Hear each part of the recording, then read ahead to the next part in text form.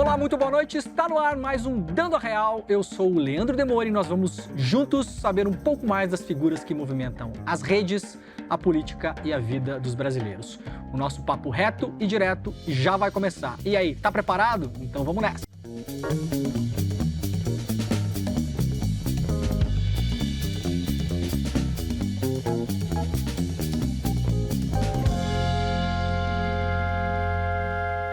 Olha, o meu convidado de hoje é matemático com doutorado em engenharia das telecomunicações. Talvez seja a primeira pessoa com quem eu converso que tenha essa formação acadêmica. Mas foi a arte a grande arrebatadora da sua vida. Há décadas se dedica a um projeto de vida, de fato, de catalogar e democratizar o legado de um dos maiores artistas do mundo. É o Projeto Portinari. A obra é do seu pai, que ele mesmo chama de O Portinari. Pinturas desaparecidas e uma carreira que poderia ter sido apagada se não fosse pela luta do filho, o outro O Portinari. Com vocês, João Cândido Portinari. Muito obrigado, Leandro. Foi um prazer imenso estar com você. Eu sou um admirador seu de longa data. Portinari, se você pensar bem, ele nos deixou uma grande carta escrita ao povo brasileiro. E essa carta não chegou ao seu destino, não é? Mais de 95% da produção dele estão inacessíveis ao público, em coleções particulares, em salas de bancos, né? Então, a ideia do Projeto Portinari, a ideia primeira, era primeiro levantar isso tudo, né? Que a gente não tinha, assim, muitas informações sobre o paradeiro das obras, dos documentos, né? E nesses 45 anos, a gente conseguiu catalogar 5.400 obras e 30 mil documentos, né? 5.400 obras. E, é uma coisa impressionante. Eu fiz um cálculo de padaria antes do programa, dá mais ou menos uma obra a cada 3 dias. Exatamente, é o cálculo que eu tinha feito também. Então não é de padaria, não. Não. Eu peguei a idade dele. Porque a gente, há 45 anos atrás, a gente não tinha a menor ideia, né? E aí, entrevistando pessoas que conviveram com ele, a gente chegou exatamente a esse número, uma obra a cada 3 dias durante 40 anos. Ele basicamente só fazia isso. Ele era de manhã à noite, né? Ele falava para minha mãe assim, olha, não me chama para almoçar se a comida não estiver na mesa. Ele não queria perder nem aqueles minutos ali, né? Era um sacerdote, né? Ele era um pouco o contrário daquele estereótipo que a gente pensa do pintor desorganizado, boêmio, né? Como era de Cavalcanti, por exemplo. Sim, ele fica esperando uma inspiração. Ele tinha uma origem humilde, ele se considerava assim um artesão, né? Um sapateiro. O ofício, né? Para ele era a coisa importante. Tanto assim que tem uma coisa que é muito curiosa, você podia lamber a mesa onde ele estivesse pintando. Tudo era rigorosamente limpo. Ele se preparava para pintar com um terno branco de Panamá e um colete de brocado. Mesmo em casa? Em casa. Todos os dias? Todos os dias. Se vestia como se fosse ao trabalho? Isso, é. Que de fato ia ao trabalho. Bom, eu quando era pequeno, eu não sabia disso. Então eu perguntei para minha mãe um dia assim, mãe, o pai não trabalha, não? Ela disse, mas como não trabalha? Eu falei, ele fica aí pintando o dia inteiro, né? Porque os pais dos meus colegas... Iam para um trabalho. Iam para o trabalho, né? Claro. Ele era capricorniano, né? Eu acho que tem alguma coisa de capricorniano nesse negócio de trabalhar muito aí. Capricorniano. 29 de dezembro. 29 de dezembro. E nasceu numa fazenda de café. Você acha que tem uma ligação? Porque a gente está falando de 1903... num período histórico que é conhecido muito como pós-escravidão, mas eu posso imaginar que seu pai conviveu com muitos escravos libertos ou libertos, sim, entre aspas. Com certeza absoluta. Os pintou, inclusive, né? Sim, com certeza absoluta. Esses quadros, inclusive, mais emblemáticos, né, que se conhece, que o público conhece, por exemplo, o Café, que foi o primeiro prêmio internacional que ele ganhou, o prêmio Carnegie nos Estados Unidos. Ele era totalmente desconhecido e entrou nesse concurso com uma única tela, tinham 365 concorrentes e ele ganhou o prêmio Carnegie, né? Isso abriu as portas da carreira internacional. E qual foi essa tela? O Café, uma plantação de café, onde ele tem um poema, né, Leandro, que ele fala assim, vim da terra vermelha do cafezal, as almas penadas, os brejos e as matas virgens acompanham-me como o espantalho que é meu autorretrato. Todas as coisas frágeis e pobres se parecem comigo. Então, isso aí, se você pedir para espremer Portinari em meia lauda, eu diria isso, né? Porque é a essência realmente dele, né? E essa coisa da carta, voltando à questão da carta, a missão do Projeto Portinari é entregar essa carta a cada brasileiro, onde quer que ele esteja, né? Não só brasileiros, no exterior também. A gente está levando o Guerra e Paz este ano ainda para a China, né? Se você quiser, depois eu comento. Claro, falaremos disso. O E Guerra e depois Paz, pra o mural Itália. que está na ONU, Isso, em Nova York. que estão lá na ONU. Isso, É. isso. Eu queria, antes da gente entrar no Guerra e Paz, o seu pai começa a pintar muito cedo, se eu não me engano faz uma primeira obra mais conhecida aos 10 anos de idade. Isso, 11 anos. 11 anos de idade. É o retrato de Carlos Gomes. De Carlos Gomes, isso. É lápis o que Você sabe por que é Carlos Gomes? Não. O meu avô, o pai dele, o seu Batista, era músico. Ele tocava aquele instrumento enorme, o bombardino, né, que chamava. É uma espécie de tuba. E a primeira coisa que ele fez quando chegou lá em Brodowski, naquele povoadozinho, foi criar uma banda, que ele deu o nome de Banda Carlos Gomes. Então, meu pai, que tinha 11 anos, a gente descobriu depois que esse retratinho, esse desenho, é um desenho a lápis, é grafite do Carlos Gomes. Ele tirou de um maço de cigarros. O Projeto Portinari pesquisou, né? Encontrou nesses colecionadores de maços de cigarro, tinha um cigarro, acho que era da Souza Cruz, chamado Carlos Gomes. E você olha, tem aquele retrato que é muito parecido com o que... Poxa, era um menino, né? 11 anos, né? É a primeira obra conhecida dele, que está comigo até hoje. É um desenho assim, mais ou menos. Ah, você tem o original dessa obra? Tem o original. Isso estava perdido? Estava em alguma coleção privada? Estava comigo. Estava com a família. Estava comigo, é isso. E aí depois ele vai para o Rio de Janeiro aos 15 anos e ganha uma bolsa, vai estudar na Europa, em um momento bem emblemático da humanidade, do século XX, anos 30, anos 40. Sim. Segunda Guerra se desenvolvendo, a invasão da Alemanha primeiro na França, Polônia, França. Ele, pela história de vida dele, é um pouco fora do Brasil que ele descobre o Brasil também, porque era muito comum que os pintores brasileiros fossem para lá e copiassem os estilos. Importantíssimo isso que você está dizendo, Leandro, porque ele, quando chega em Paris... isso foi em 1928, ele tinha 25 anos. Ele chega em Paris e ele imediatamente se sente deslocado. Ele não frequenta a Académie Chaumière, né, que era o que todo mundo frequentava naquela época. Ele praticamente não pinta. Inclusive, colegas dele do Brasil, da Escola de Belas Artes, o criticam, dizendo que ele estava desperdiçando o prêmio. Porque ele ganha uma bolsa para ir lá... Da escola, para né? pintar, sim. Para pintar. E ele escreve uma carta para uma colega da Escola de Belas Artes, que ele começa a carta descrevendo uma figura, daquelas figuras de caipira típicas, né, das cidadezinhas pequenas de interior, que era o Palaninho. A gente chama Carta do Palaninho. E nessa carta, ele é como se fosse uma profissão de fé e que ele vai cumprir até o último suspiro, né? Que ele fala assim: daqui fiquei vendo Brodowski como ela é. Aqui não tenho vontade de fazer nada. Quando eu voltar, vou pintar aquela gente com aquela roupa e com aquela cor. E ele vai cumprir isso. Quando ele volta, ele se atira assim, furiosamente ao trabalho de retratar a vida brasileira, né? O brasileiro, a alma brasileira em todos os seus aspectos. Sobretudo os trabalhadores. Trabalhadores, né? Isso. Quando você olha a temática de Portinari, você tem, por exemplo, o tema social, o tema histórico, religioso, o trabalho no campo e na cidade, a infância, a festa popular, os tipos populares, a fauna, a flora e a paisagem. É um grande retrato crítico do Brasil. Por isso que eu digo uma carta, né? Que a missão do Projeto Portinari é entregar essa carta hoje, né? Quando ele está na Europa, e depois imediatamente quando ele volta, a gente está no contexto da Segunda Guerra Mundial, Holocausto, e os olhos do mundo estão voltados para a Europa. E o seu pai acaba retratando os miseráveis do Brasil, que eram os miseráveis completamente esquecidos. Tanto é que boa parte das obras dele mais famosas são sobre retirantes, sobre trabalhadores. Isso mesmo. Isso, na época, gerou algum tipo de crítica, de alienação, de você não estar olhando para o lugar certo? Interessante você falar isso. Nossa comunicação do Projeto Portinari postou uma obra do Portinari, que é a primeira obra dele de denúncia de desigualdade social, de miséria, que é uma tela chamada Os Despejados, que é 10 anos anterior à série que você mencionou, a série Retirantes. Então, 10 anos antes, em 1934, ele já dava esse grito, né, que é Os Despejados. Tem uma história, assim, interessante essa tela, né? Isso não se falava, não era um tema das belas artes no Brasil. Ninguém pintava isso. Isso que você falou, né, que se sofreu críticas, teve um crítico da época, o Geraldo Ferraz, que ataca essa tela. Ele diz assim: isso aqui parece um teatro de horrores, como se não fosse a realidade que Portinari viu desde criança, né? Ele viu os retirantes. Brodowski era itinerário de retirantes, né?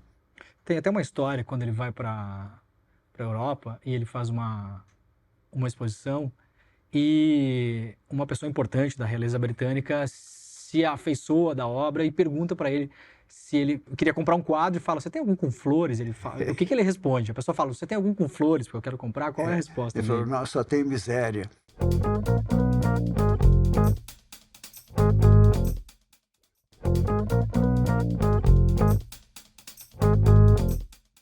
Nessa mesma cadeira que o senhor está sentado, sentou aqui para uma entrevista o Roger Waters, na época que veio ao Brasil, e foi uma entrevista incrível e, ao mesmo tempo, com a polarização que a gente vive, aquela coisa toda muito criticada, e muita gente, inclusive das artes, falou que a arte não deve se meter em política, que a arte não deve ser militante, e a gente vê hoje em dia muitos artistas também ou acomodados ou acovardados nessa experiência do século XXI, que é o influencer, a pessoa que levanta muito dinheiro em vida.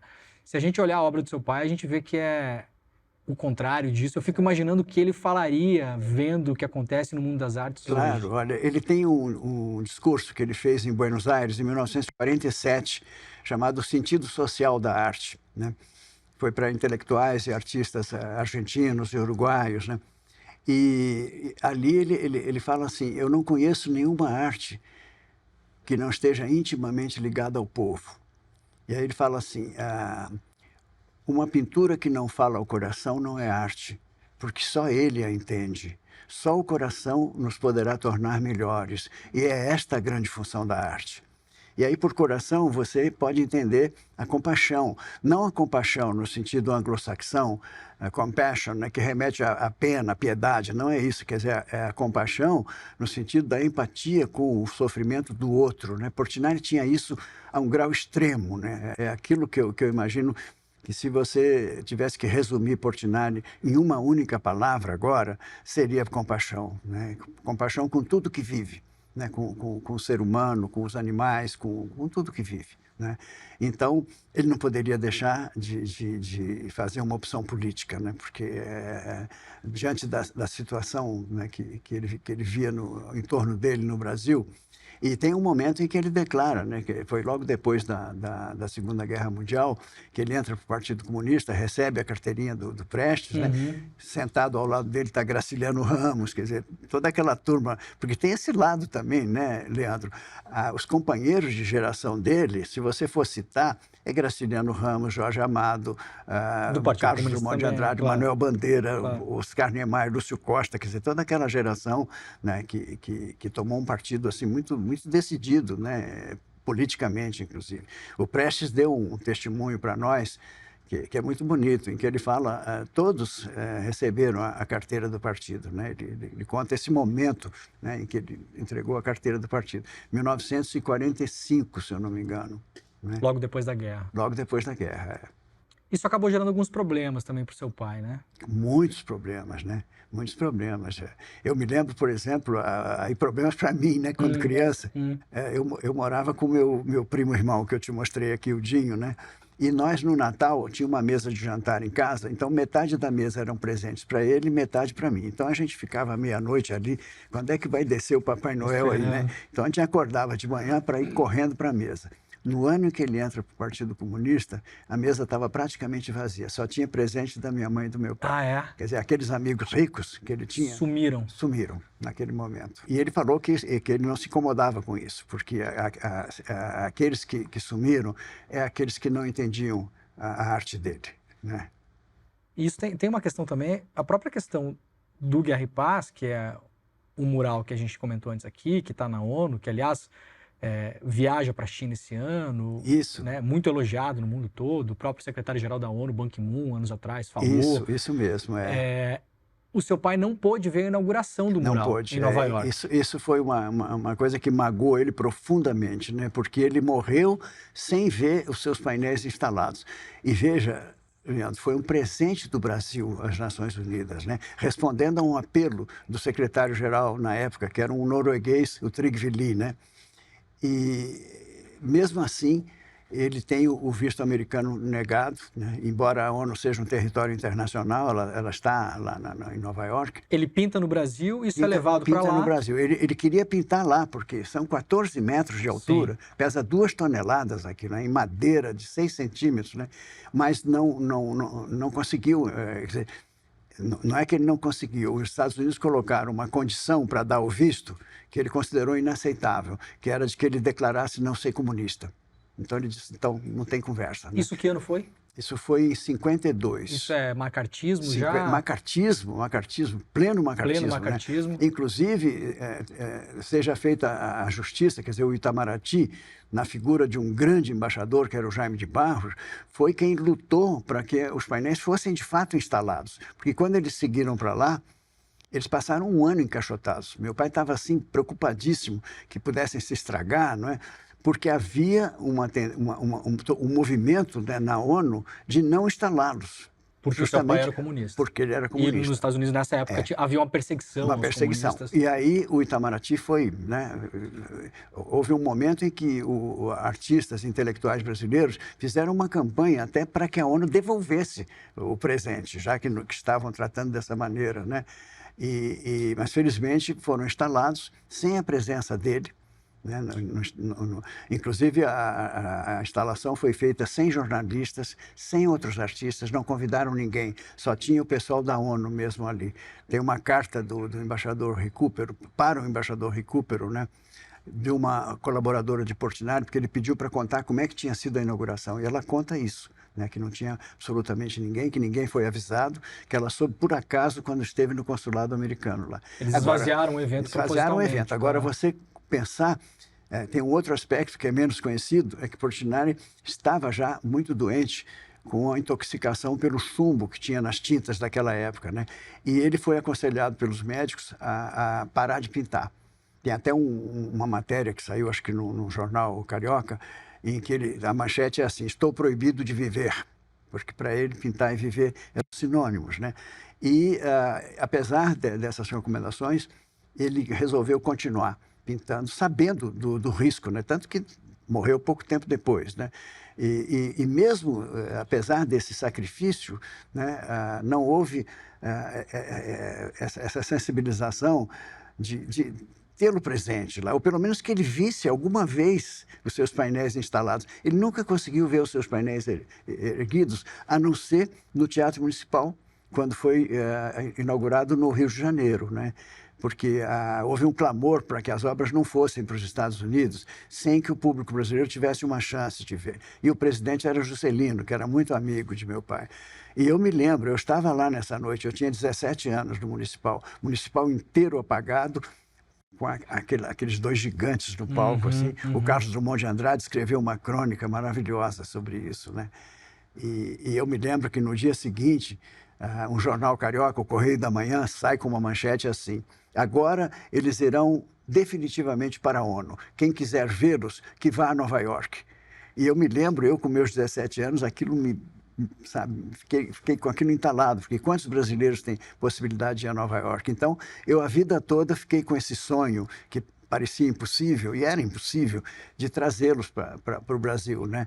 Até que surgiu essa oportunidade. Se você quiser, eu conto depois como é que foi. Claro, por favor. Antes de mais nada, durante muitos anos da sua vida, como eu falei, a sua formação de matemático, o senhor acabou tendo uma outra vida que não uma vida ligada à obra do seu pai. Sim. E aí, em determinado momento, há uma descoberta disso. O que é que lhe chama a atenção? Então, por que é que isso... Isso foi quando eu fiz 40 anos, Leandro. Na verdade, foi no Dia dos Pais desse ano em que eu fiz 40 anos. Você estava trabalhando com... Eu estava no departamento de matemática da PUC. Eu fui um dos fundadores do departamento, fui diretor, né? E se você viesse falar de Portinari comigo, provavelmente eu ia desconversar. Que eu queria encontrar um caminho meu, né? Porque você há de imaginar que naquela época, quando eu era jovem, Portinari tinha uma presença monumental, né? E aquilo começou a me incomodar muito. Eu saí de casa aos 18 anos, fui estudar fora. Isso um pouco a síndrome do filho do Pelé, procurar, né? um caminho, né? Eu não quero ficar à sombra. Aquela coisa, você ia numa festinha, o cara dizia assim, olha, esse é o Leandro, esse é o Pedro, esse é o Oswaldo, esse é o filho do Portinari. Aquilo começou a pesar bastante, né? E só que esse processo levou 40 anos, você imagine. Quer dizer, mas acontece que quando eu voltei ao Brasil, depois de 10 anos de estrangeiro, eu encontrei um Brasil que eu não reconhecia, o Brasil da ditadura militar, né? E ainda era ditadura militar. Eu cheguei no Brasil em 66, você imagina, né? Em 67 eu entrava para o departamento de matemática da PUC. Então, aquela estranheza que eu senti, eu coloco isso nessa carta. Eu escrevi essa carta póstuma a ele, né? Nesse Dia dos Pais, em que, só para te resumir, que é uma coisa um pouco longa, a carta começa com um retrato que ele fez de mim quando eu tinha 20 anos. E tem uma dedicatória assim, para o João, com o abração do pai. Né? Então, eu coloquei aquilo no início da carta e no final da carta eu dizia assim, e se esse projeto frutificar, poder dizer a você, para o pai, com a abração do João. Né? Então, a carta explica isso tudo que você está dizendo, que era não somente uma busca do pai, mas era uma busca do Brasil, que eu não reconhecia, né, ali. Então, e era uma busca que não era só minha. Aquilo explodiu pelo Brasil todo, né? Direta Já, Anistia Ampla, enfim, eu fiz a passeata dos 100 mil com meus colegas da matemática, de mãos dadas, né? Então, havia uma ânsia enorme em todos os setores da vida brasileira de resgate da nossa história, não é? E aí eu senti que eu tinha obrigação moral, não como filho, mas como brasileiro, como cidadão brasileiro, de buscar Portinari, né? De buscar a obra dele, o legado, porque não é só a obra, né? É um legado ético e humanístico importantíssimo e atualíssimo nos dias de hoje, né? Quando a gente vê o que está acontecendo, não só o que aconteceu conosco aqui nesses últimos 6 anos, mas quando você olha para o mundo, né? Não podia, a Guerra e Paz, por exemplo, não podia ser mais atual, né? Claro. E essa ideia, né, de levar a China, que era um sonho também que eu acalentei durante muitos anos, está encontrando uma ressonância enorme, né, no nosso governo, né, e também por parte da China. Eu estive na Embaixada da China aqui, com o ministro conselheiro Xu Jianping, e ele me disse, olha, isso está sendo considerado, esse projeto de levar a Guerra e Paz para Pequim, para o Museu Nacional da China, na Praça Tiananmen, né, está sendo considerado um dos pontos altos dos 50 anos das relações Brasil-China. Eu fiquei, você pode imaginar, muito emocionado, mas eu acho que é porque há uma atualidade assim gritante na obra de Portinari e especificamente em Guerra e Paz, né?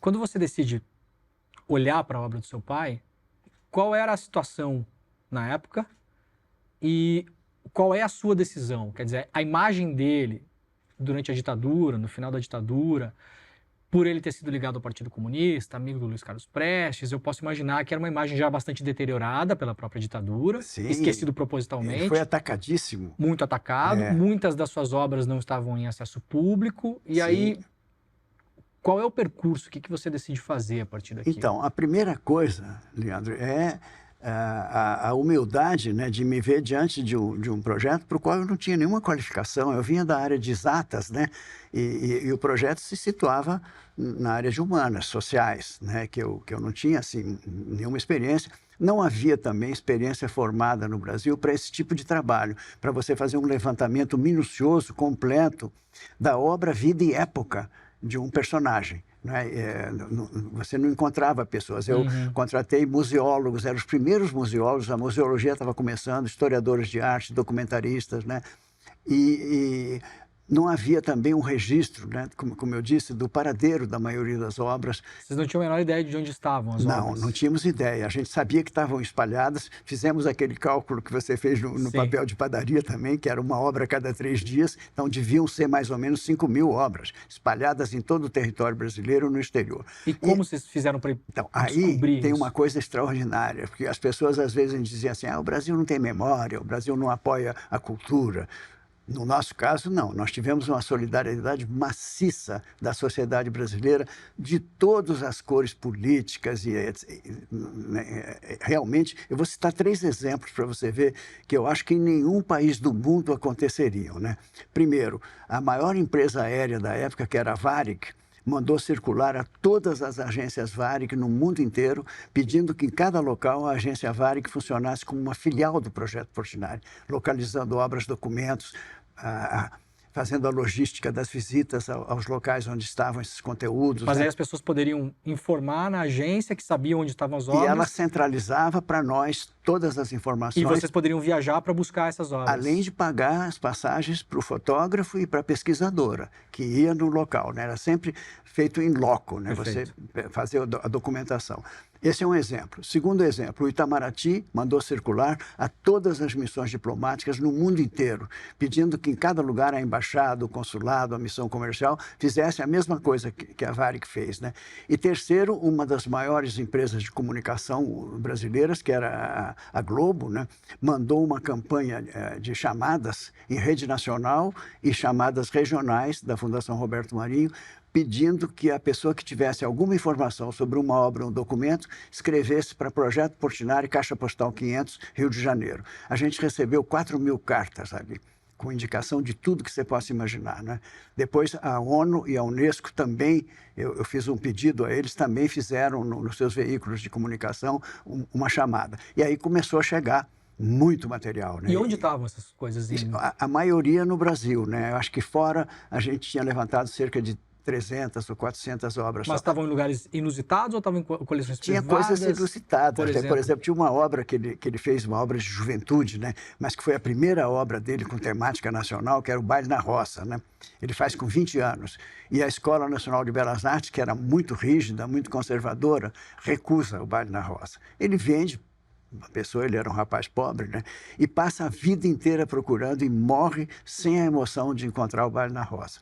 Quando nós começamos o Projeto Portinari, a gente teve essa coisa mágica, né, que vem lá de cima, uma das primeiras coisas foi encontrar o Baile na Roça, no Rio de Janeiro.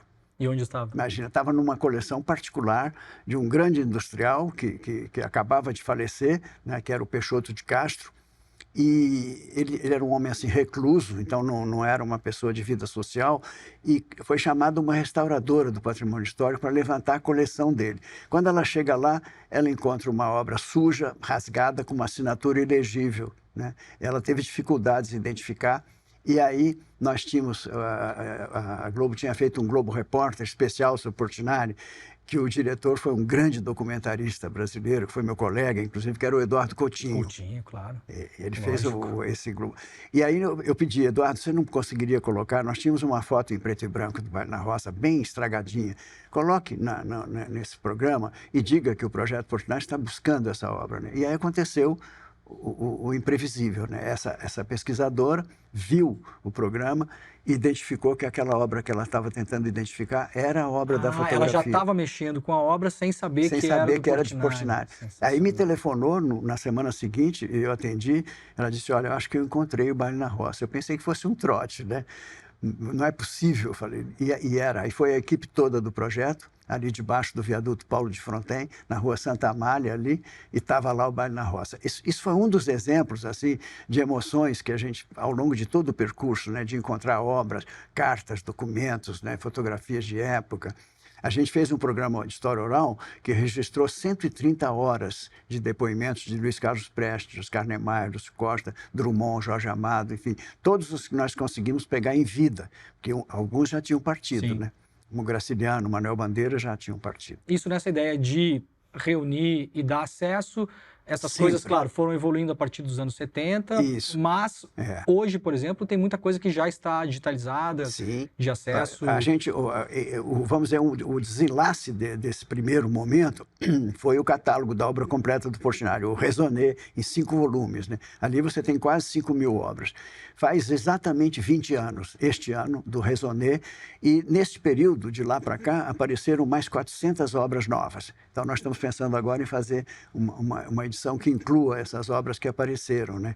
E o catálogo Raisonné, então, foi um primeiro momento. Esse livro, que é a cronobiografia, o catálogo Raisonné, e depois o educativo, que passou a ser a missão principal do Projeto Portinari, é levar às crianças e aos jovens essa mensagem poderosa, humanística de Portinari. Valores, né? Valores de não violência, de fraternidade, justiça social, respeito à dignidade da vida, né?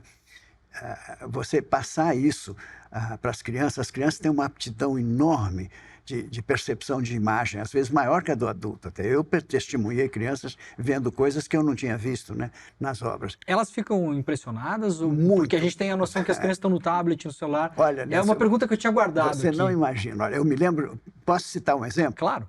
Eu estava numa escola, né, eu tinha feito uma palestra para crianças de 8 anos. E quando acaba, a professora pergunta para eles assim, o que vocês mais gostaram aí no Portinari? Aí uma garotinha que devia ter uns 7, 8 anos levanta o dedinho e diz assim, o que eu mais gostei foi que no tempo dele as crianças brincavam à noite.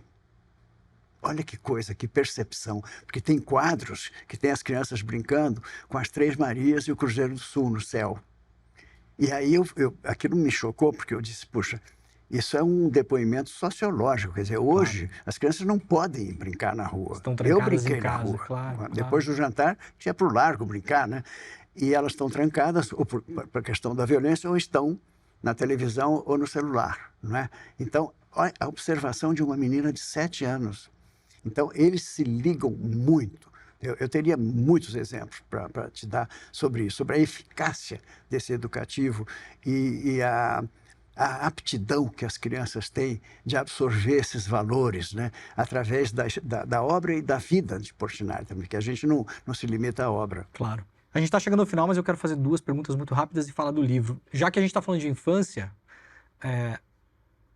na sua infância, você não percebia muito o que estava acontecendo ali, né? Aquelas figuras circulando na sua casa. Tem até uma história que alguém me contou que... Eu já sei qual é a história que você vai falar. É a história do violão? Que me cobre de vergonha. É a história do violão? Posso falar a história do violão? Pode, claro que pode. Quer que eu fale? Conta você, então. Então, eu era o típico garotão de praia, de Copacabana, né? A gente morava em frente à praia. Eu só pensava em pegar onda. Na época não tinha prancha, era no jacaré. Jacaré. Né? Namorar as meninas, é lógico também, né? Tocar violão, e não tinha a menor ideia do que se passava lá em casa, aquelas pessoas, né? Então, um dia eu chego da praia, devia ser umas 2 horas da tarde, eu entro pela cozinha, né? E quando eu abro a porta que dava para a sala, eu vejo aquele monte de gente, tinha acabado um almoço lá, né? E eu olho no fundo, na varanda, tinha um cara sentado com o meu violão. Aí eu virei para minha mãe e disse, porra, mãe, esse cara vai desafinar meu violão. Fica quieto, João, é o Villa-Lobos.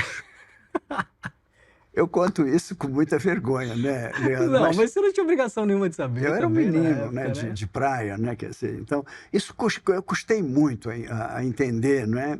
A importância daquele artista, né? E daquelas pessoas que estavam lá. E daquelas também, pessoas que estavam lá, né? Aqui, hoje, isso para mim me emociona muito, né? Me emociona muito ver o companheirismo deles, como eles estavam sempre juntos, como eles discutiam política, arte, cultura, mundo, Brasil, né? Era tudo. Minha mãe fazia umas macarronadas assim, que não tinha hora para chegar nem para sair, né? E eles iam se sucedendo ali.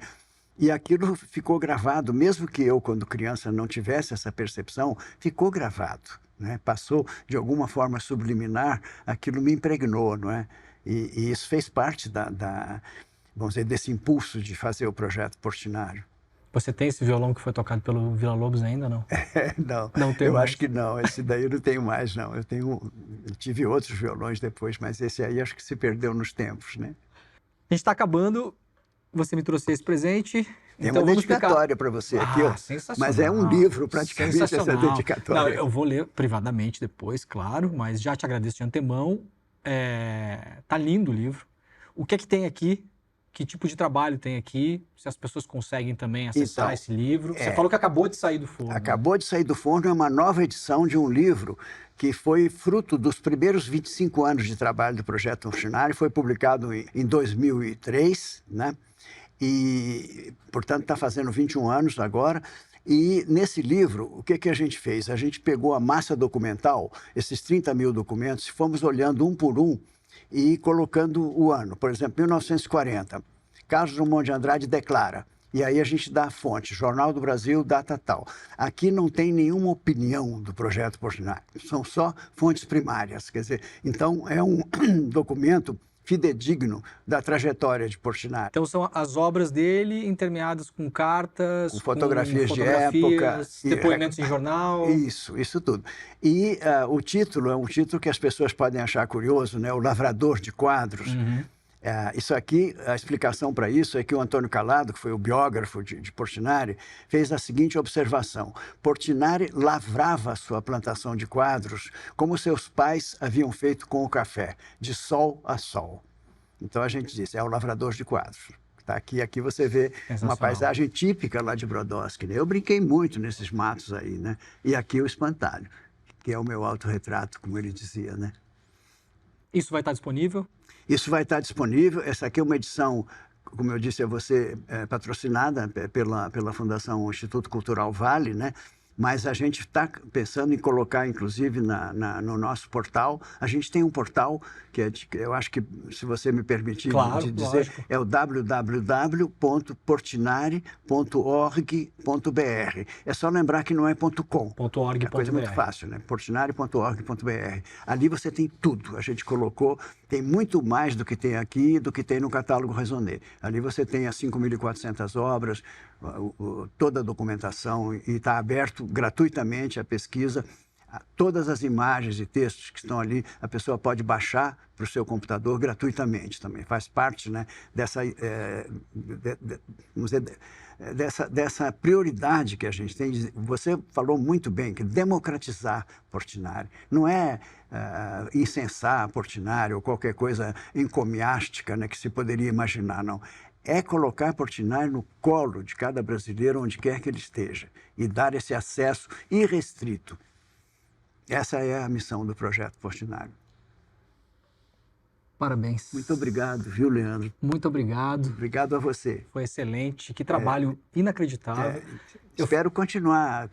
Todos esperamos que continue. Eu fico imaginando o que você faria se você tivesse decidido antes dos 40 tocar. Você ia catalogar 7.000 obras, 8. Né? Eu fiz 85 agora em janeiro. Pois é, o que muito me impressiona. Eu não ia cometer a indiscrição de falar a sua idade, mas eu fico muito impressionado, aliás. Então, mais da metade da vida dedicado a esse projeto, né? Muito Eu bonito. espero poder continuar mais um pouquinho. Pelo menos até a gente conseguir pôr o Guerra e Paz na China. Sensacional. Que vai ser em novembro agora, né? Parabéns. Muito obrigado, João. Te agradeço de coração a tua receptividade, a tua disponibilidade. Imagina. Viu? Muito obrigado. E as perguntas que foram assim, na medula. Isso é responsabilidade da produção, não é minha. Então você diga a eles que eles botaram a bola na marca do pênalti, eu só fiz chutar. Tá falado. Obrigado. Obrigado a você. Gente, muito obrigado para todo mundo que acompanhou o programa. E sábado às 7h30 da noite e também domingo às 10h30 a gente tem o reprise do DR aqui na TV Brasil. Daqui a pouquinho, às 11 da noite, você escuta esta mesma conversa na Rádio Nacional e na Rádio MEC. Um grande beijo e tchau.